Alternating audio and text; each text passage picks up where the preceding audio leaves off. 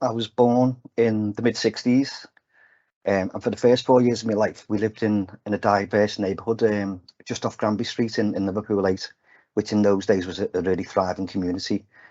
Just a little bit of background about my family heritage. My dad's father was from West Africa and from Sierra Leone, and his mum, my grandmother, was actually from Liverpool, from Scotland Road area, and both of my mum's parents were from North Wales, so quite a diverse mix.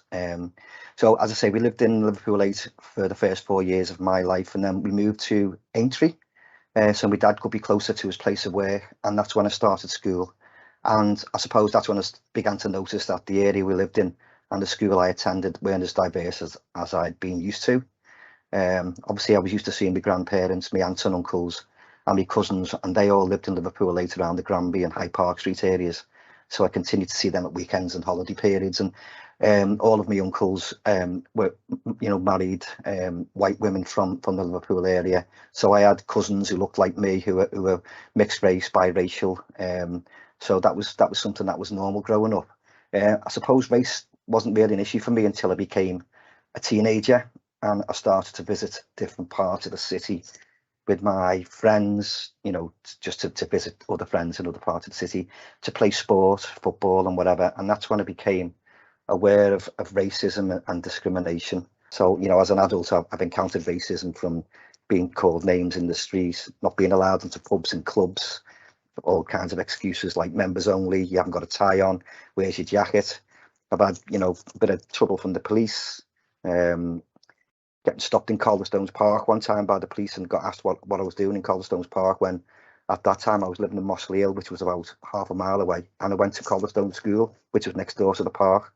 So just crazy stuff. I've been, when I started playing amateur football, a lot of stick, a lot of name calling from and threats from other players from other teams, and that was kind of exacerbated when the first Gulf War came on, in the 20 odd years ago, 30 years ago now probably. So things that happen globally can affect people locally. I've realised that.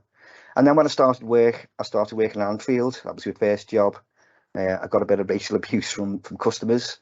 And then even when I moved to work in Admiral Street in Liverpool 8, I got stopped in Egbert while I was doing my job, knocking on people's doors to gather some tenant profile information. The police come round the corner and asked me what I was doing in the area. So yeah, that's what life was like for me growing up, and obviously it continues to this day. Important to recognise that race and issues around race following the Black Lives Matter movement isn't something new. I mean, the deaths of Trayvon Martin in 2012, Michael Brown in 2015, and even before then, the Rodney King incident back in 1991. I mean, I can't believe it's that long ago, over 30 years ago.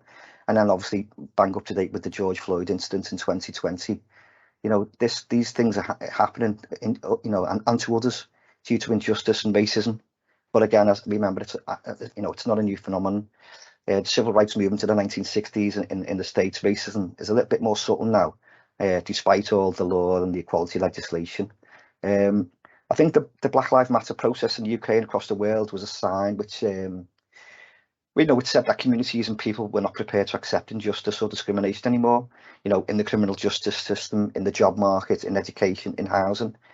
And I think, in terms of housing and community services, I think the systematic racism faced by Black people in the UK, it's the responsibility for that to be changed. And it's vital that we work in the housing sector to understand and acknowledge this, to create a more equal future, I think, both for our colleagues and our customers. And, I'm hopeful that all these changes will lead to a more fairer society and a more level playing field, I guess. In all, I think I stayed in the council for 10 years after, from 82 to 92. And I had a number of jobs. I got a couple of promotions after being a clerical officer for about 2 years. Started to advance in my career, started to take some basic qualifications. And I worked in a housing office in Walton Road, and then I worked in Admiral Street, as I've just mentioned. And then I became one of the youngest homelessness officers at the time. I worked in the Anfield Housing Aid Centre, so I went back to the office that I originally worked in when I first started as a caseworker, a homelessness caseworker, which was really interesting in those days, because the issue around homelessness wasn't just about people presenting as homeless because they'd been asked to leave by the parents or whatever, or because they were in arrears. It was the start of when people started to become, I suppose, have other social issues such as drug abuse and that kind of stuff. So people were being asked to leave not because the parents there was no room in the property. It was because they, young people or teenagers or whatever had started to be addicted to drugs and then crime and all that kind of stuff. So that was really challenging. I worked there for a couple of years, and then I moved back to the South End and worked at Granby Housing Aid Centre, and I was kind of what they call a housing advisor, then dealing a lot more with case law, private sector, evictions, more people with mortgage arrears and other debts. So again, I worked there for a couple of years, and then I actually left the council and was the first housing officer to work for Steve Biko Housing Association. So that's the other BME housing association in the city region. So there's us and Pine Court and Steve Biko. And I suppose, well, I'm the only person in the city who's worked for both of the Black Housing Associations. So again, something I'm quite proud of. So I stayed at Steve Biko, I think it was for 2 or 3 years, to work for Maritime Housing Association. They're now called Regenda, as a community liaison officer. So that was, again, when I got my first experience of working with customers and communities and seeing what some of the issues were there. And then I had quite a successful career at Maritime. Again, I was there for just under 10 years, and by the time I'd left, I was the community investment manager with a small team of community investment officers working across 9 local authority boroughs. I left Regenda. I got actually made redundant. My post got made redundant, and I was looking to go into primary school teaching. By that stage, I became a bit jaded with social housing, and I thought, I could do 2 years training and I could become a primary school teacher. At the time, because I was a black male and I'd worked in industry, they'd almost bit my hand off and said, look, we haven't got enough male teachers in the primary schools in the city. We haven't got enough people from the BME background in the city. You can do 2 years at Hope University and you'll be in a school.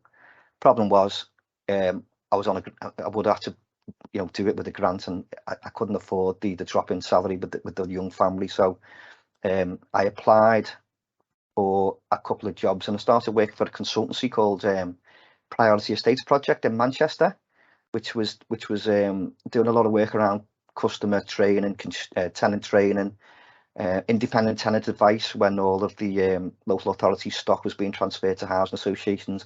And that took me all over the country, up and down the north, down to London, across to Bristol, over to Hull. It was a brilliant job. I worked from home, so that's when, funnily enough, I know we're all working agilely now, but that was the first time I actually worked from home all those years ago. I was set up in my bedroom, it was at the time, with a laptop and a printer and a desk and that kind of stuff. And we used to just touch base once a month in Manchester, in where the National Housing Federation's offices are. We had an office next door. So that again exposed me to more communities around the UK, not just because up until then my career had just been working in Liverpool. So that was a really good experience for me. And then I left there, and that's when I started my career at Pine Court, which is we're talking about 2006. So I've been at Pine Court, I was just thinking 16 years. So for the, I came in as the housing manager, and obviously I've had a couple of promotions, and I'm the director part, and obviously we come into the group 10 years ago, and we've gone from strength to strength really as a result of that.